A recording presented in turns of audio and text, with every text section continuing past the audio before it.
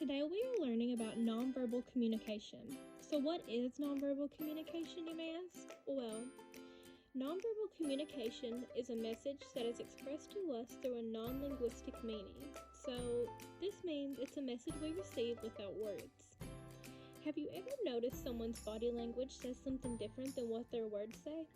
Or maybe you've heard the expression that actions speak louder than words? Both of these can be related back to nonverbal communication. To begin, to understand nonverbal communication, you need to understand metacommunicative functions. This means to communicate about communication. Simply, this just clarifies the meaning of our words and what kind of relationships we have. Nonverbal communication also has many functions and characteristics. The actions you make while communicating has many functions such as contradiction, emphasizing, complimenting, or even substituting your words. We never really stop communicating around someone. It is possible to stop speaking, however you never stop behavior. Being self-aware of our behavior is what allows us to control the messages we convey to others.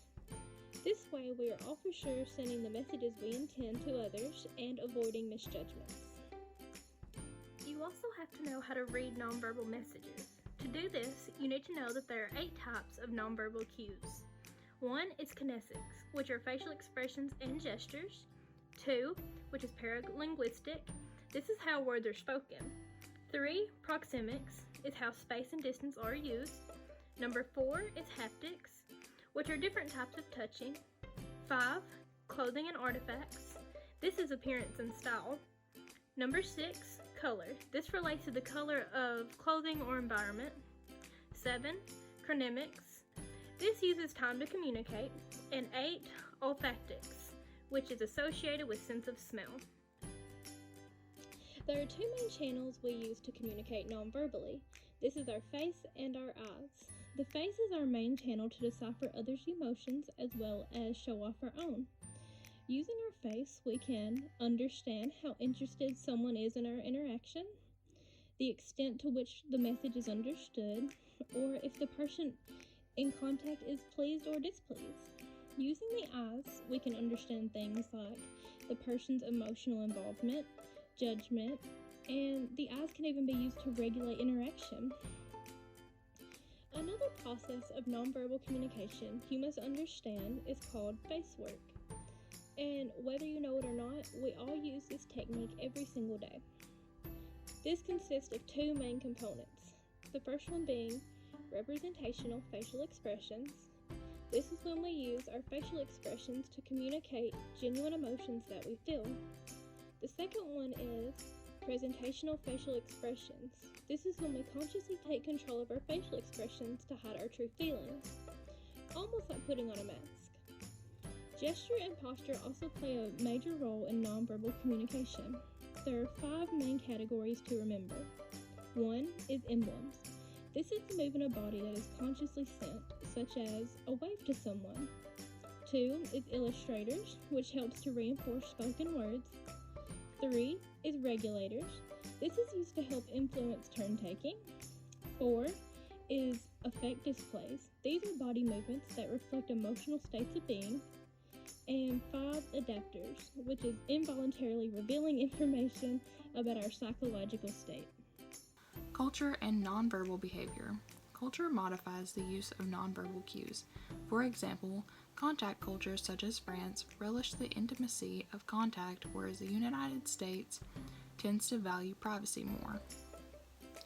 Gender and nonverbal behavior. Both men and women use nonverbal communication in ways that reflect societal expectations.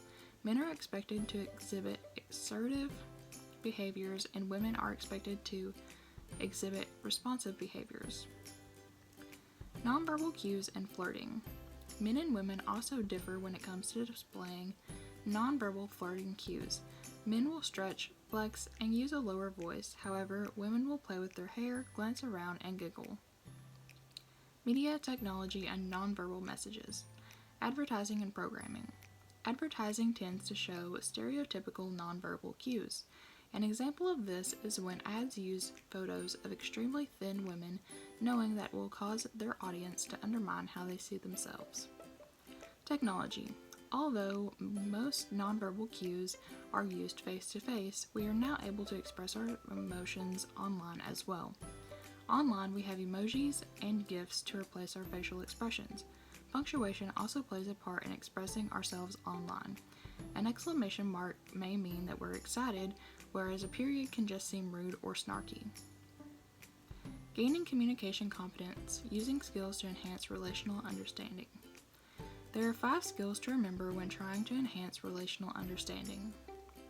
Number 1, focus on relational language. Nonverbal communication is a relationship language because it expresses how we feel about one another. Number 2, when you are uncertain about the meaning of a nonverbal cue, ask. Nonverbal cues do not always transfer to culture or person to person because they have multiple meanings. Number 3, realize that inconsistent messages have communicative value too. Sometimes words and facial expressions will contradict each other. Since there is more truth in nonverbal cues, we need to rely on them more than words. Number 4, the degree of closeness you seek with your nonverbal behavior should be matched. Nonverbal behavior should be compatible with the type of relationship that is being sought. For example, if you're seeking a romantic relationship, the intimacy will be stronger and the distance between you will be smaller than if you were only seeking a friendship. Number 5, remember to monitor your own nonverbal behavior. This is a skill that is extremely critical to interpersonal goal attainment. If you engage in self-reflection, you will become more in control of your nonverbal cues that you are sending to others. With all of that information being said, we can see that nonverbal communication is extremely important in interpersonal communication.